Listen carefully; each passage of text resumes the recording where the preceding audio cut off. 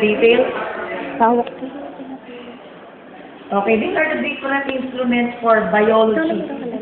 Okay, for example, this one, this is actually a wooden model of cell division. So if you were studying cell division, mitosis, and meiosis, these are the different wooden plates that we usually use. Okay? So familiar ba kayo sa mitosis? So this one naman is a model for embryology. If you are studying reproductive system and you want to know the development of a fetus, this at least is the actual closer size. So halimbawa, 2 months embryo. Yung tiyan ng babae, 2 months na. Pero ito palang kalaki. Maliit pala, talagang ganyan na kalaki yung bata sa 2 months na yun. Ha? So this is actually the close, at least actual range of size.